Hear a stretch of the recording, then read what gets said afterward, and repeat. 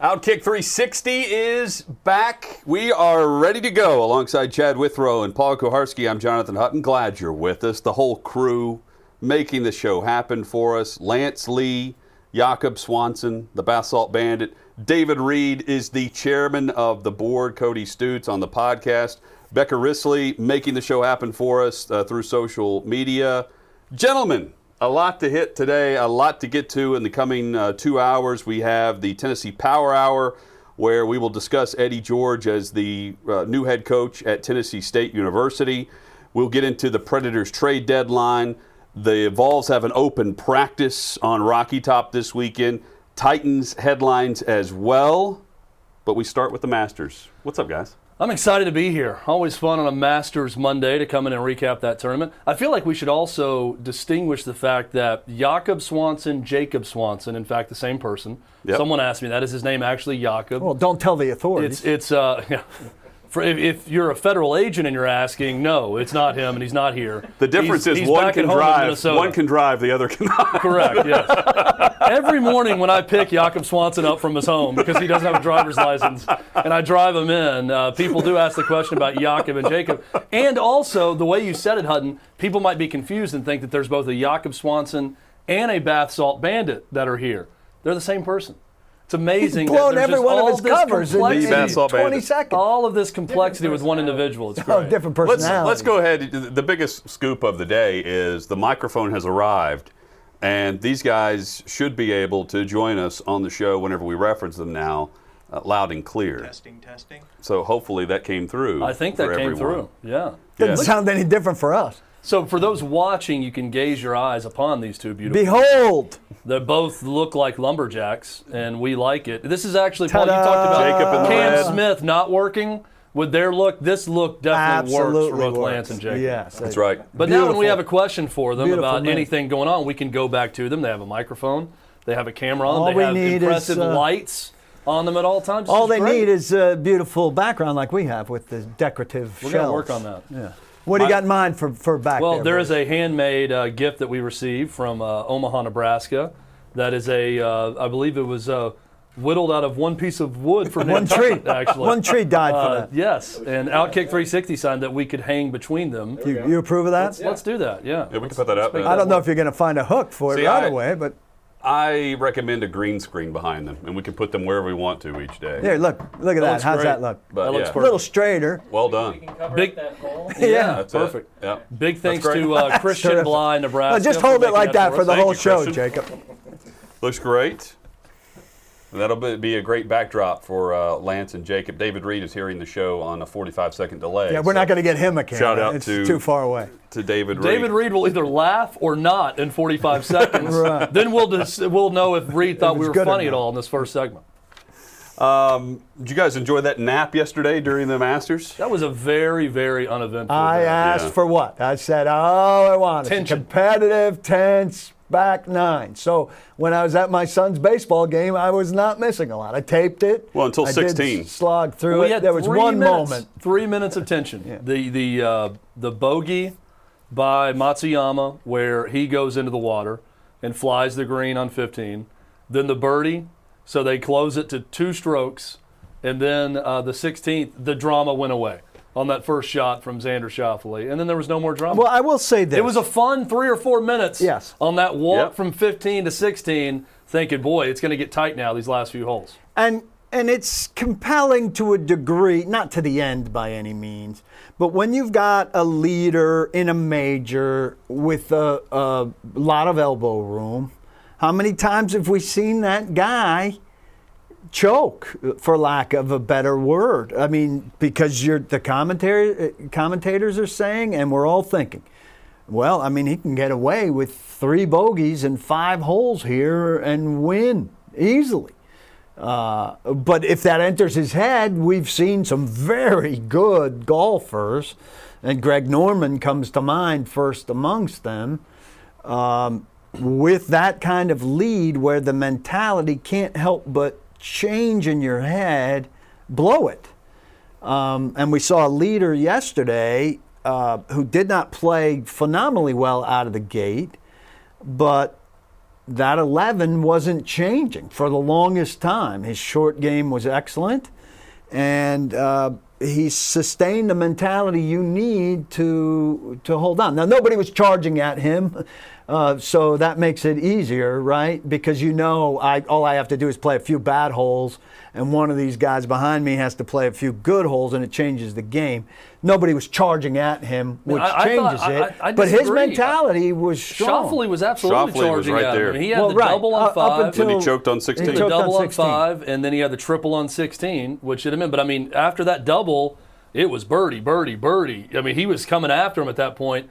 It's where, but he wasn't coming back. Two things need to happen. I feel he like came a shot back going to 16. He did come back. He came back on 15. So Schauffele after the round I thought was terrific with the interview. His interview was great. Very, very likable. But and I agree with the premise of he kind of smiled and said, "Look, I'm chasing at that point. I'm still chasing, so I'm trying to hit the perfect shot." I don't know that should have been the mentality at that point. Matsuyama showed the first signs of cracking the previous hole. You're down 2 strokes. You're on the 16th. You have 3 holes to play. Get a par. Yeah, that was bad. What we don't remember about that, Matsuyama bogeyed the 16th. If you get a par, you're 1 stroke back going to the 17th and 18th, and instead he felt the need to chase, where I would have been looking around thinking, Matsuyama may be cracking at this point. I'm only 2 strokes back. But based on just what I'm play saying, my round. You don't have to take a crazy chance. And I know Schauffele said the frustrating part is there's nothing I would do different because I actually hit it flush. It was a perfect shot. It just wasn't the right play. Right? He hit it in the water. He said, I hit it the way I wanted to. It just wasn't the right club and the right play at that point. I don't know. I understand that you're still 2 strokes back, and he said, I'm still chasing at that point. I don't know that he had to chase, because if he plays that thing the way he had the last few holes and he just pars and he plays it safe, you're looking at a 1-stroke difference on 17 and 18. But to your point, Paul, no huge crack other than that 1 hole from Matsuyama. Very impressive by him. Here's the final leaderboard. We'll show that to you from Augusta National. Zalatoris makes a name for himself, finishing 1 stroke back after Matsuyama 2 putts at 18 to finish at 10 under. Zalatoris at 9 under, and then you see Spieth and Schauffele finishing at 7 under each. Tough for Rose to have spent so much time in the lead, often by a good margin, to finish there. Here's a game I played with my wife throughout the weekend. Played it with Jacob and Hutton when you were out of the room earlier, Chad. How much does Zalatoris weigh? I looked this up because I was so interested. I will say this. I'm not going to spoil your answer. He's 6'2". Yeah. So I think you need to keep that in mind when guessing his weight. But before he was taller what were you guessing? Before you knew he was 6'2"? 135. Okay. And not an ounce over 135. Right. So he's 6'2", 165, which still seems heavy, because there is not an ounce of fat. He disappears when he turns sideways to hit a golf ball. It is unbelievable. What is his waist size? 28. They said 28. Incredible. I mean, he makes Spieth look buff, and Justin Thomas, like those guys. Nick Faldo even said, Jordan Spieth looks almost overweight. He is the size of when he next to Zalatoris. When you see the size of one of David Reed's tree trunk legs. Well, Spieth is not even. I mean, Spieth is 28. Yeah. Like I don't think Spieth is even and normal next to size. Zalatoris, Spieth, looks. I mean, John Rahm is normal size for most guys our age or his age. When you see him with the extra weight. Spieth is very thin and fit. Mark Leishman. And then Zalatoris is on the other end. Mark Leishman looks like any guy out there plugging around the McMinnville country. Zalatoris now becomes one of these guys, which is kind of a thing I simultaneously love and hate about golf. Like everybody right now feels like, well, this guy is guaranteed to be a force to be reckoned with over the next 10 years, right? But actually, it's completely possible that we never hear from him again. Well, what's interesting, if you go back to his recent events, he's been playing really well. Yeah. 24 years old. So as you start scanning what he's done as he played exactly what he has been doing. He didn't come out of nowhere. No. We just started to tune in right now. And Faldo was saying, he is reading putts that it should take 10 years to figure out at Augusta the way he's playing. So he was one of the most exciting elements of the tournament. Well, Dottie Pepper also was asked. She followed him the entire round on Saturday, all 18 holes, and I think it was Jim Nantz who went to her and said, so Dottie, you followed Zalatoris the whole way. what's your impression of the young man? And her answer was that this won't be the last time I follow him around a golf course. Just watching how he operates, that we're going to see more from him. But I'm with you, Paul. Colin Morikawa got me excited with a PGA Championship win at 23 years old. I bet on him at FanDuel to win this tournament also. You get excited about these young guys, and it is nice to see, I think, the top 4 on the leaderboard all in their 20s, the Masters, so the future is bright. Need a little bit more personality sometimes from some of these guys, but I'm rooting for Zalatoris now when you see a performance like that. What kind of name is Zalatoris? I was thinking Greek, and then I was dismissed in my house for. I would think Greek. Definitely not. I would Greek. think Greek Will also. Zalatoris sounds very Greek to me. All right, The IS on the end, I would think, yeah. let's look that up if we can. Yeah, we'll find it. I looked up how much money was lost with that triple, with the triple on 16. How much? These are the stats that Hutton finds that I love. This is a good information. So Schauffele, the triple cost him $575,000 because a second place finish nets him $1.2 million, Solo. and a second way tie for third nets him $667,000. Wow. I did say There's a something about that huge in my difference house. I said, this in is that a note. big putt, I said at one point when he was going for something that would have So you want the green separated. jacket, Yes. but beyond that, how do you not sit around and think about $500,000? I thought Marty Smith is a guy that I've come full circle on. Like, I did not like him at all. I've called him, sort of the metrosexual redneck is the style that he's tailored at That's ESPN. well done. And now I think he's great. Like, the more I watch his stuff, the more I think he's really good. He's authentic. I'll give him He's that. very authentic, and I think he's talented. He did a piece for ESPN that I watched Sunday morning, and it was all about how golf is the sport where you lose all the time, but you're considered a winner. If you finish in the top 10, top 20, well, that's winning golf, even though you're not winning the tournament. Yeah. And they played a clip from Kevin Kisner, and he talked about, this was after a British Open, they were asking him, he's like, I could maybe win on this course. And then someone followed up and said, so you're telling me there's courses you absolutely can't win on when you go into it? I said, oh, yeah. Turnberry, St. Andrews. He's going through all of them. He's like, I got no chance at winning there. And then someone said, well, then why do you show up if you have no chance of winning? He said, because I can make a hell of a lot of money finishing the top 20. That's why we show up. So we know we're not going to win. And you certain qualify for tournaments, future but- tournaments. Yeah, but he said you can make a lot of money finishing in the top 20 Also, it's my of job. any tournament. Like, I don't just show up when I can win. But I thought it was refreshing, and it's also kind of shows you the mindset of it. That's in a sport terrific information. where you're playing against yourself all the time. You can only do as good as you can do on any given course, but you make so much money not winning. That's a good. It's better to win, That's a good obviously, story. but you're still going to make some of that, and that's a great example of that triple bogey and how much money it cost Schauffele. Everybody collects, right? I mean, you missed the cut, you're the last guy. You're making something, right? At Yeah. the Masters, at every tournament. This was a tournament, though, where while it was great what Matsuyama did, and I've never not been a fan of his, I come out of that tournament a no bigger fan of Matsuyama than I was before because I saw no real change with him. I'm exposed to someone like Zalatoris. I know Xander Schauffele because he's been very good for a while now, even though he's only 27. But I'm watching him and seeing that interview. I'm like, now I'm a bigger fan of Xander Schauffele, having watched that, right? So, but it's weird that the winner, I think it was the righteous winner. I'm glad he won. But I don't come out of the tournament thinking, now I'm a big Hideki Matsuyama fan. I'm the same Hideki Matsuyama fan I was before. he won me over but a it little gives bit. me, the Zalatoris and Schauffele won me over in this tournament. Matsuyama, I didn't know much about him personality-wise. First off, I think his translator did an excellent job. We always joke about, somebody asks a mile-long question and the translator asks 2 words, or the answer is long and the translator.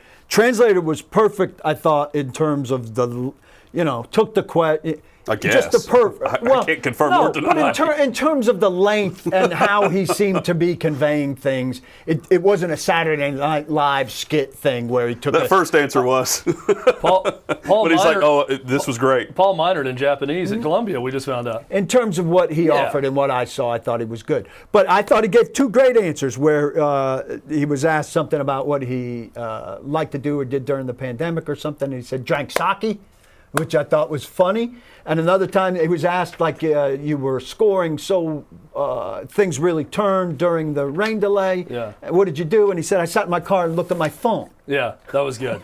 That was the one answer that stuck out to me was, what'd you do to stay loose? I went to my car and got on my phone during the rain delay, and that was the one time I looked at my phone. My sister said they don't have a place where he could look at his phone indoors somewhere. Got to go off the grounds. Even the pro golfers can't have their phones there. Yeah, I mean, look, I don't, I don't feel any differently about him. Like, he's always been a very polite, quiet golfer with not a ton of personality that's very skilled.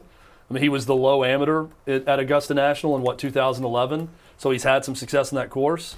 But I leave the tournament really now rooting for a guy like Xander Schauffele to break through and win a major at some point. I also think golf, Hutton, has to be really excited, generally speaking, for the growth of the game internationally, right? When this is one of those things where halfway across the world, people are up at the crack of dawn to watch him finish, where they're replaying holes during the American broadcast so that we could hear the Japanese broadcast and how they're reacting and all of that. So what's the influence of the game in Japan and Asia? They were playing it up like it was $1 billion win for the game of golf, with the eyeballs and the amount of sales and growth that they're going to have off of it. Now, Darren Rovell quickly fired back and said, I buy $250 million, not $1 billion. But either way, it's a massive victory for the global aspect of that tournament and for the sport, which was already a big deal in Japan. So it to me, it had sort of a Miracle on Ice feel to it for this reason. The tournament ended at 8:30 a.m. in Tokyo, and they did not air the tournament live in Tokyo. That broadcast we were hearing, they had a radio broadcast that was live, but they did a television show where they followed him around and did like a highlight reel of the entire round that was going to play in prime time. So a little bit similar, not country versus country, but I thought of Miracle on Ice because while it wasn't 4 days afterward, that game was in tape delay in the United States because it was on in the afternoon. I immediately thought about that. Yeah, not the big underdog. For the Japanese Not audience. the big underdog, but in terms of the TV. And Kirby's big misunderstanding of the TV. Yes. Our friend said that the Miracle on Ice game was played 4 days after the fact. Which is Names.com, David Reed says, names.com, first I've heard of this website, says Zalatoris is actually Lithuanian. Ah. There you go. Thank you, David. He'll hear that in 45 seconds. What a great URL to secure, names.com. That's a good one to get in the early days of the internet. James on Twitter, where you can follow us at Outkick360, interact with us there. He writes in and says, Zalatoris, don't you mean Happy Gilmore's first caddy? And we're retweeting this, but this was another one that was very popular over the weekend that I thought was great. And Zalatoris, on one of his wedges, it says, actually, I'm your caddy, Mr. Gilmore. The line from the guy he looks like in the movie, that prompted Adam Sandler to tweet out wishing him well on Sunday morning, said, I've been following your career, young man, and wishing you well. You've done very well, with a picture of them side by side, pretending that the small kid, the young guy from Happy Gilmore, grew up to be Will Zalatoris, which is really good. Speaking of social media impact, Tiger Woods sent out a congratulatory message to Matsuyama, which it was nice to hear from him because everybody's wondering about, we heard details of the accident, but I think it was a popular question this weekend, and I don't know, you guys watched the broadcast more closely than I did because I had some kid baseball going on. Was there anything reported about Tiger Woods' condition? I think everybody's curious about his Who was he FaceTiming? He was FaceTiming someone on Saturday.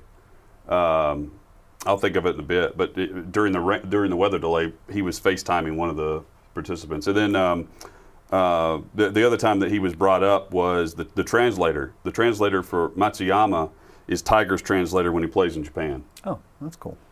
So apparently he's good on he is good when it comes to the translation. I told you, but you guys didn't take me seriously. Can neither confirm nor deny the translation. He's great. There. And here's another Hideki that we like, Matsui, autographed in his native tongue. And again, we I assume that's his name. This is. I mean, there's no- I got this from Catfish. There's no Jake. telling what this says. This says translated- Chinese in Japanese. Translated in Japanese, that says "F off." I said no autographs. I love That's what it actually translates. For the kid is what it says. when the tattoos in Japanese and Chinese became very popular, I love the idea of the tattoo artists pulling tricks, and so you thought it said something very fancy, and it said shoulder. Yeah. I would love the tattoo artist that was playing games like that because I think those are very foolish. Hit us up on Twitter at Outkick360. The NFL offseason begins this week, right, Paul? I believe later this week. The 17th? 17th, right? I think. Today's the 12th. Maybe the 19th?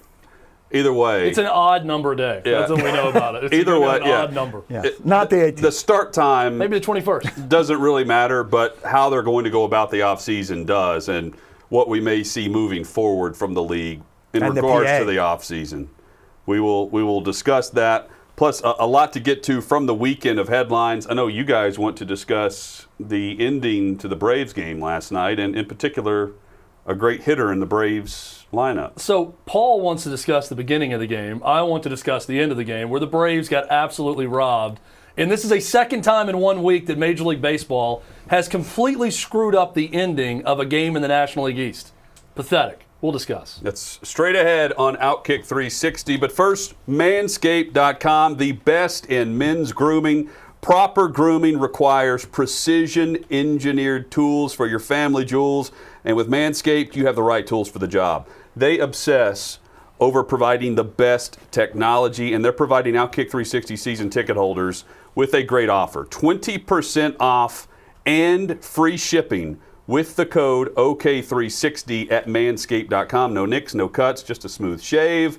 And Chad, they have everything you're looking for. Paul, if you would look at this right here. It's a beautiful You got box. one of these also. This is a very well done, well constructed box. Some of the items in this box include crop mop, crop cleanser, foot duster, refined cologne, and the Plow 2.0. We received this today, and we'll be diving into this. But this is, if you're looking for like a gift idea also, and you can take advantage of that 20% off with OK360, this is a good one right here. Will I be sampling this on my dome and seeing if it's you don't the want right thing for my... Paul, I hear you don't want to use Scalp. the same razor up there as you do down there.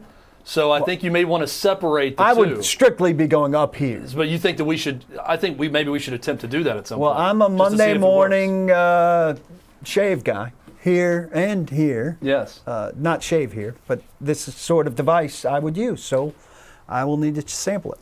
20% off and free shipping with the code OK360 at manscaped.com. OK360 at manscaped.com. Your balls will thank you.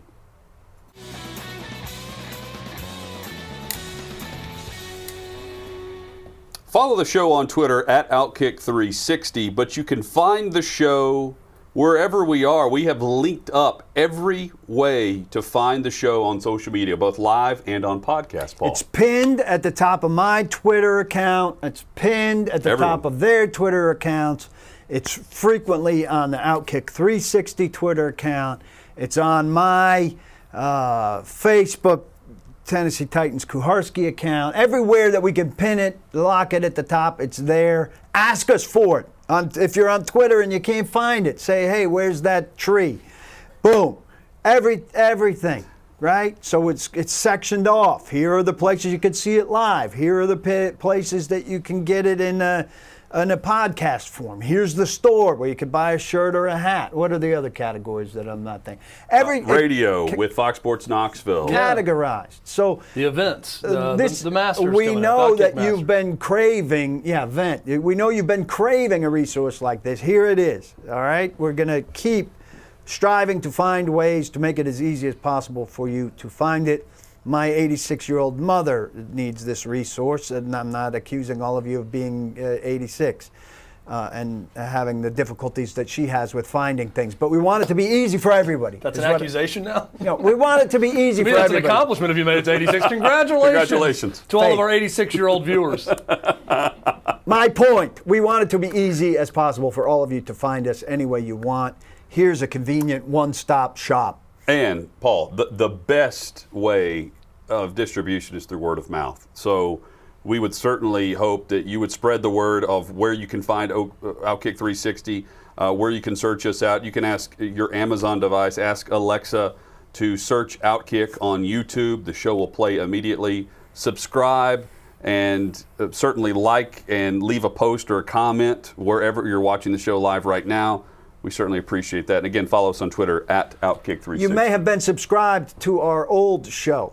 This does not bring you our new show. So go subscribe to our new show. What you do with your old subscription, that's your business. What you do with your new subscription, that's our business. Yeah, I personally don't like it when I'm subscribed to something and it changes and you start getting something else you didn't originally subscribe to. So feel free to unsubscribe to that. Subscribe to Outkick 360. That's where you can get all of our content. We want to answer every single question we ever get about where to find the show in one spot. Paul did a beautiful job of explaining that one link and everywhere you can find it. So if you have a question like, where can I find you on farmersonly.com, that question is answered on this link. I'll go ahead and give you a little spoiler alert to the answer. Farmersonly.com's not on there because we're not on Farmers Only. That's only a joke. But you can find us everywhere that audio is available on one-stop shop with that link. So check it out. Chad, what are some of the other joke locations that are not on this list? Raya, Hinge, Ashley Madison, Tinder, Grindr, JDate. All of these places you cannot find us, but we like to joke that you can't They're find not us on this there. list. On this list are all the places you can find us. Yes. And again, social media, the best way to interact live through the YouTube chat, through the Facebook live chat, and of course, at Outkick 360 on Twitter. Chad, you were referencing Will Zalatoris and the Happy Gilmore. Happy Gilmore caddy. And the bath salt bandit came through and found a picture of it that we're going to show to our viewers right now. It's great. And you guys can react to it in real time. It's awesome. There's one also. He also looks like Doug Funny. Yes. But This guy has no business being a top 5 finisher at the Masters. Look at him. I mean, it looked He's like a boy.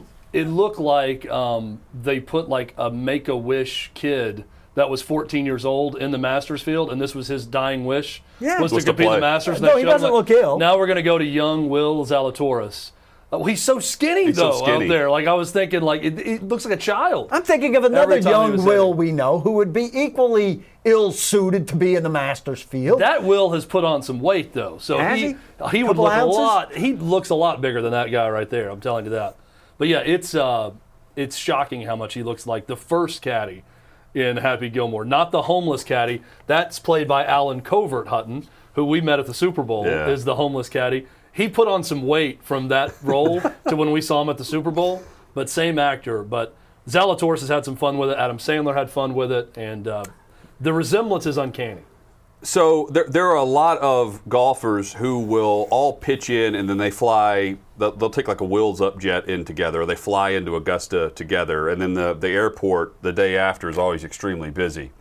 Hideki Matsuyama apparently flying commercial.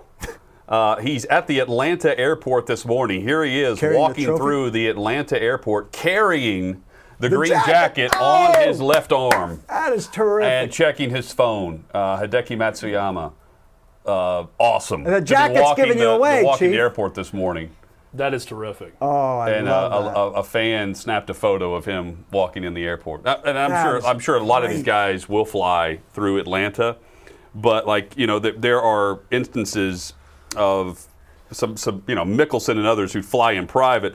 And then there's like that second tier group that all chip in together. And if you win the tournament, you pay for the flight. Right. That's part of the deal. I bet the majority of them fly commercial. Oh, yeah. Only a very select few would fly. I bet Jordan Spieth even flying commercial. Or I some would a lot think- of them are I based in would think- Florida. They might drive. But if you told me Yeah. what But you're going to the category next is tournament. Matsuyama in, he's at the top of the leaderboard every year in Augusta. He wins this year. So he's got money. But I would think he would be among the chartered candidates. He also probably has big Japanese sponsors. I would think so. Yeah. Well, he's about to get a lot bigger ones Oh, too absolutely. after this.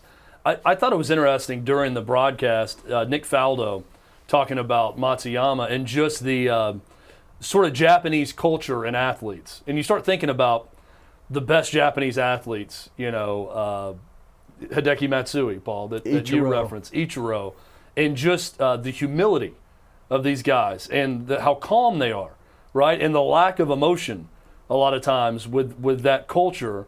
And he had mentioned when he had the bad shot on 15, he said, you saw it there. He said he doesn't get upset and have like temper tantrums or throw fits, but what he does is it's more of an embarrassment. When he hits a shot that's embarrassing to him, he'll have a wry smile on his face. And if you notice, when he went in the water, he just smiled the whole time. So that's sort of his reaction to embarrassment. That's an embarrassing shot for him when it happens. He just has kind of a wry smile. I thought that was interesting. I think a lot of people have split feelings on it because Americans like emotion. But also there's a lot to be learned because we like emotion, but sometimes the emotion takes a guy out of his game. And you want a guy who's able to recover from a mistake, particularly in golf. You've got to forget the shot, right, and move on. And in most sports, it doesn't benefit you to carry your failed at-bat or your failed tennis shot or your failed pass or whatever it is. What sport does it benefit you to carry a bad play or moment into the next play? Very rarely. You break it down after the fact, later. But in the moment, it's not beneficial. So maybe you're emotional for the moment to vent and get it out of your system, but otherwise it's not good. And Hideki Matsui was one of my favorite Yankees, one of my favorite players of his era, not just for that, but also I find Americans in the baseball slowdown, Derek Jeter amongst them, the Velcro and all of this and in and out. Matsui gets in the batter's box and he stands there and he waits for a pitch. And if he's out of the batter's box at all, he takes a foot and steps it right out. Back. And he's in the batter's box. You know what? He's a professional. He's ready to go about his business. I like that quality. I wish more American athletes would take on that quality. What's Ohtani like in the batter's box? Same way? I suspect he's the same, and I think as a pitcher he's pretty businesslike. I'm not as familiar, but I think American sports fans are very convenient in how they like emotion or don't like emotion. I agree with you. I think that we other times, man, that guy's got ice in his veins, When it ice serves us. cold. When it serves Look us. at that pitcher going Are about they on his your business team or not? Yeah. with no emotion whatsoever, hit the game mowing winner or guys not? down. But then when it's Matsuyama, he's boring. He lacks energy, he lacks emotion. But yet, if it was the guy on Sunday that you were rooting for, you would love that quality. Yeah. Look, he didn't have any emotion after he hit in the water. Just went about his business, got right back up there, stone-faced the whole time, and the guy's a killer. And we love that about him. But then when they're going nuts, oh, look how fired up my guy is. I think it's really imbalanced in terms of what we want. Very selective. Me personally, if I have no dog in the hunt and I'm just watching something for sheer entertainment, which that's what sports should be and what it is most of the time, I want emotion. Like I like to see guys going nuts at times, and you could see that human quality in them. But if it's someone I'm rooting for, I want them to be a stone cold killer, show no emotion, go about their business, and be done with it and win. Where was the most emotion in this tournament for you? Oh, well, it was Si-Woo Kim breaking his putter at one point was one. Schauffele bit his Yeah, but club the after most 16. consistent emotion, raw emotion, is Jordan Spieth. Yeah. Shot after shot, the most because human they guy. crank up that microphone very on the moody. tee box, and he gives you a reaction verbally Yes. with his caddy. Agree. Bite. Yeah. Immediately he's calling for So- something. He's the most human, the most like us. DeChambeau's another one. He's an interesting character. He's a hateable guy But if that's not your cup of tea. Yeah, but his whole approach is different in the huge bulking up and the way he balls swings. 370. Well, like he's not relatable in the distance. Like no one, we can't stand in a tee box. Like all of my shots are basically 7-iron. I can hit every club 150 yards. I can't Right? hit And two that's, shots. that's practically I can't hit it. two shots 370. But like DeChambeau, I feel like if we had that ability, we would stand at the tee box and just try to crank it. So I understand. Like if I had his gift, I would try to hit it a mile every time that I'm up in the tee box. I don't blame him for that. Oh, I agree. I may be misquoting who said it, but it was Nick Faldo telling a story about Bryson DeChambeau. Yeah. And I think it was Ken Venturi that was his coach in Dallas at one point. And he said he's one of the more interesting guys you'll ever meet. And I think that they were at some sort of international tournament or something when he was still at SMU golfing. And he said after one conversation, DeChambeau, who's an extremely intelligent guy, said, you know that time travel is possible. We just may never figure it out in this lifetime. And he said that he is just bound and determined that you can travel through time, but we haven't figured out a way to unlock it yet. And he started talking to him about that for a while. Another great anecdote was about Zalatoris. And this was Ken Venturi. At the same country club he started out in outside of Dallas, or no, this was in San Francisco actually. He went up to his parents, watched him as a young kid on the driving range, and said, this kid really loves it. Your job is to stay out of the way. That's what he told his parents right then and there. He said, your job is to not mess it up as parents. Just Great let advice. him be. Great advice. And let him love it. Thought that was really cool. That is great. Hit us up at Outkick360. You can react to the Masters and let us know. Also, FanDuel.com/OK360 is the site to visit for the best odds and some great odds on all the sporting events you've got right now. Of course, daily baseball, NBA, NHL with the playoffs just around the corner, with teams acquiring players and making a run, a push for the postseason. Now's the time to sign up. FanDuel.com/OK360. Did you guys have money on the Braves game last night?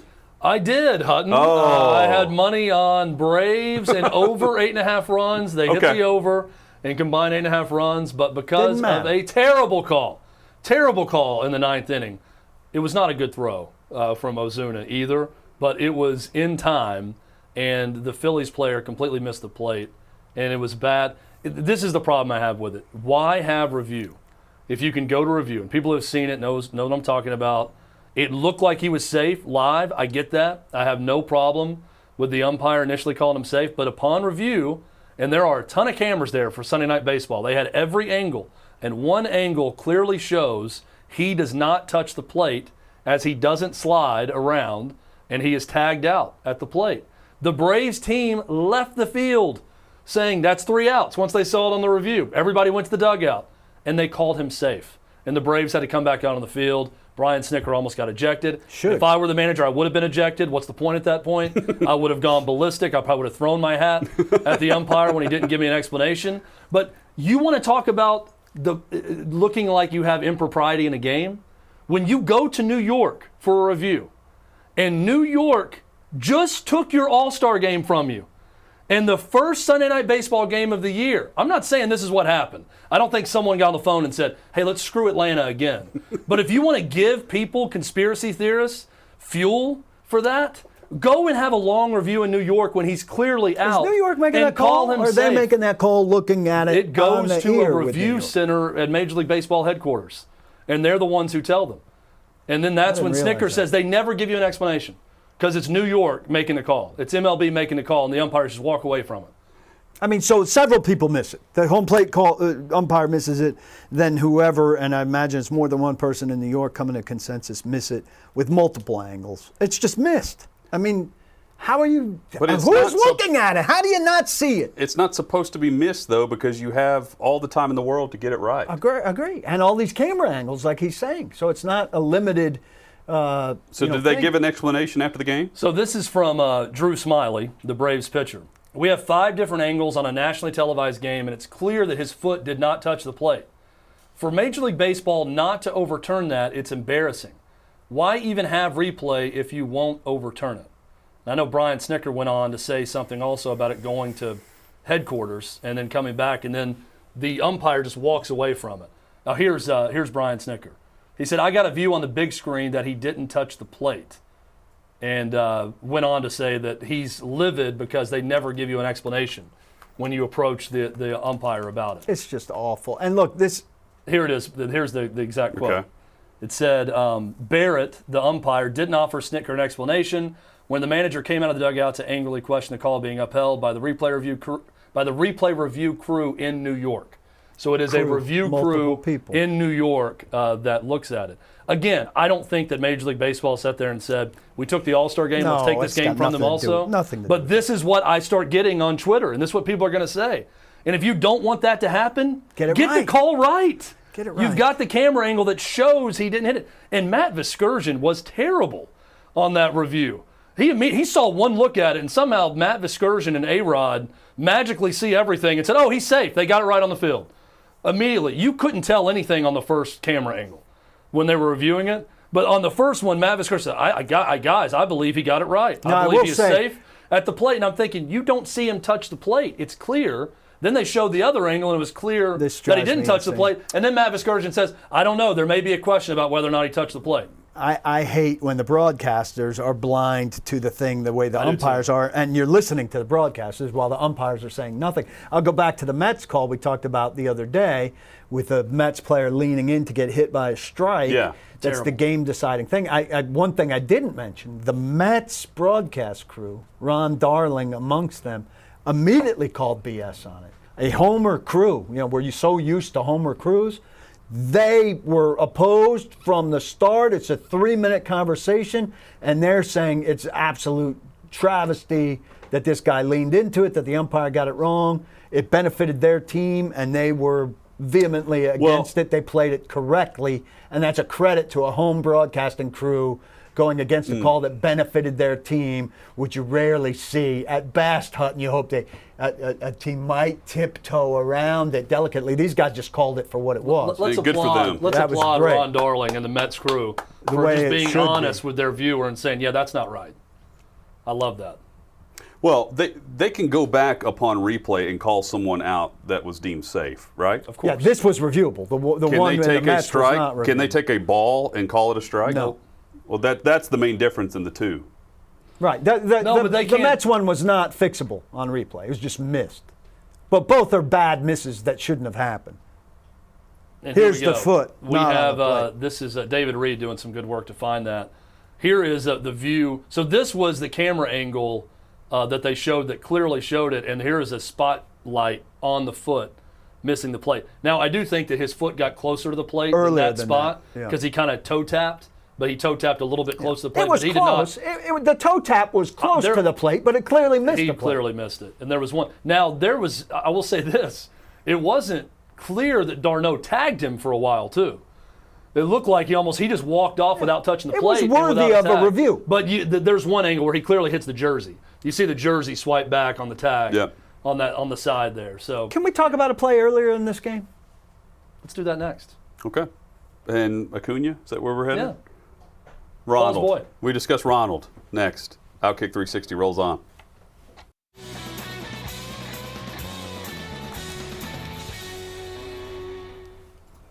Eddie George is the new head coach at Tennessee State University. More on that coming up in about 10 minutes. Outkick 360 rolls on alongside Chad Withrow and Paul Koharski. I'm Jonathan Hutton. Paul, you wanted to discuss Acuna. Well, I'd like Chad to set it up. He became less of a fanboy during the course of our text conversation of this. Initially, he endorsed the text that he sent. Then he backed down. I reserved comment because I wanted to discuss it on air. We'll see how much lamer and tamer he goes with setting it up now as compared to last night when he was fully on board with the tweet that we'll discuss. I passed the tweet along from Gary Sheffield Jr., who works at Outkick.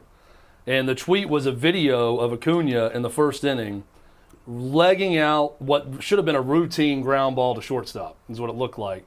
And he's safe, and you could see the shortstop at the last moment rush the play because Acuna was flying down the first baseline. The tweet said something like, I don't have it in front of me, but this is what a team that goes on to win a World Series, this is how you set the tone for a team that's going on to win a World Series or play for a World, whatever the thing was. I sent it because I thought it was amazing hustle from a guy who's one of the best players in the game. Paul immediately laughed at it, and he'll get to his response to it. Now, I would say that I don't think the Braves are winning the World Series simply because I think the Dodgers are still the best team in baseball, and they lost to the Dodgers in 7 games last year when they had a 3-1 lead. Could they beat the Dodgers? Yes. Do I think they will? No. So I think the Dodgers are the best team in the National League. But I will say it was quite the hustle from a great player, and I'd like to see more of that in baseball and not less. Paul, your thoughts? It's amazing play. I presume it was Gregorius. I don't know why Gregorius doesn't have a better feel for his speed and know that you can't take a beat fielding that ball to throw to first base. I think the point he though took. is the most players aren't running like that on Yes. a routine grounder. But this is standard fare for me if you don't know me. I am not throwing a parade for a guy running hard to first base. That is the standard. I am going to boo and bemoan the guy who doesn't run hard to first base. The guy who runs hard to first base is doing what he's paid to do. He's doing his job. He should do that. So good for him. He's doing his job. But Gary Sheffield Jr., whoever this is, welcome to the world where people do what they're paid to do and do it. You're going to throw a parade for him and say that's a harbinger that the Braves are going to the World Series? I look forward to every tweet that you're going to send for every good baseball team where a guy runs out a ground ball. Then that's going to be a hell of a Twitter project for you all summer long. I think you would know better based on your lineage that this is an outrageous proposition. I look forward to you scaling it down. You got to scale it down. I know you're a young guy, overeager, but let's take a breath because that's way too much.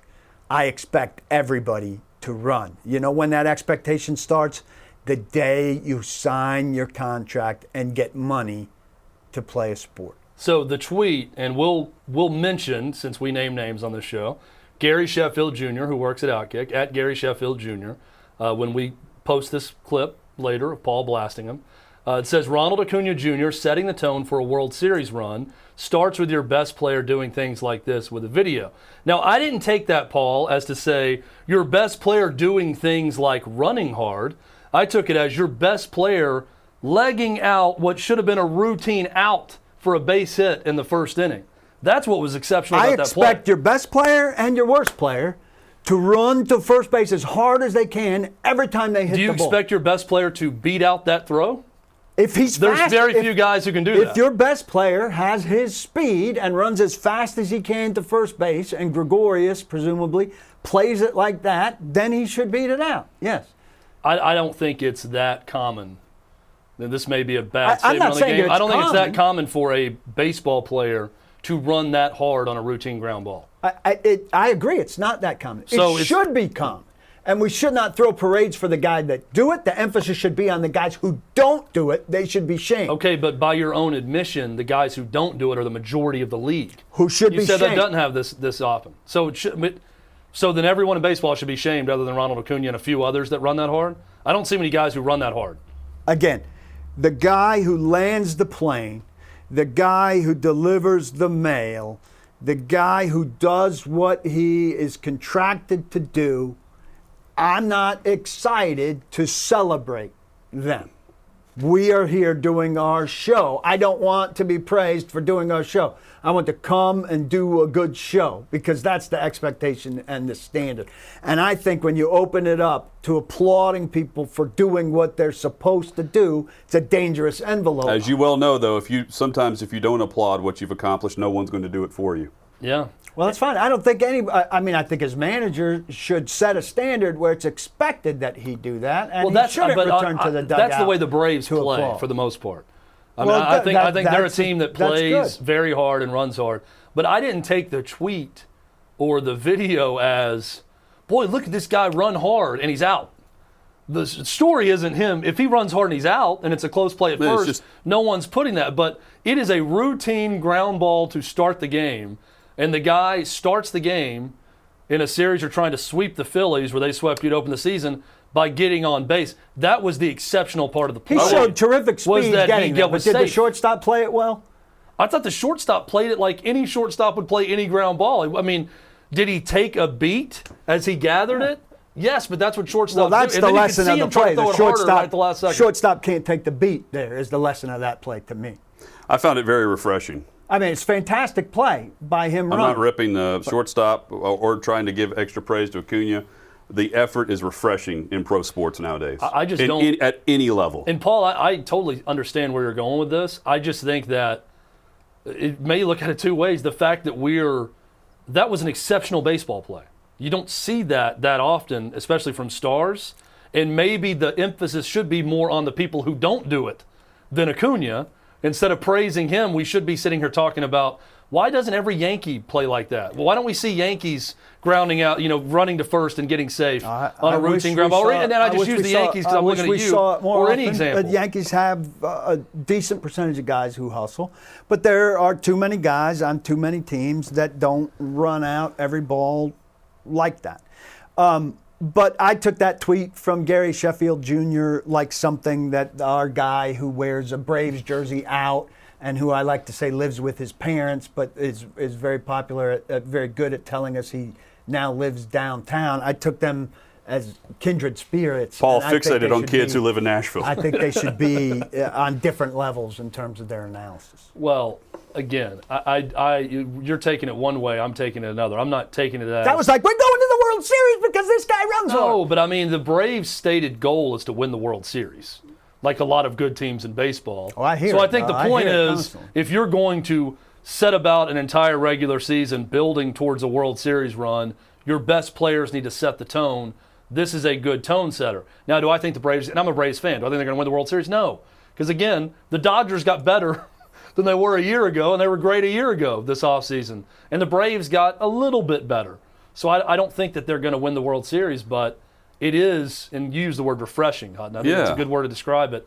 It's refreshing when a guy who could possibly win National League MVP with his talent is running the first at-bat of the game in April that way and getting safe on the play. Again, not a story if he's out by an eyelash. You're just, what, he was really flying down. He legged it out. That was the story to me. It's refreshing when the person bagging the groceries bags the groceries instead of talking to their friend. But it's what they should do.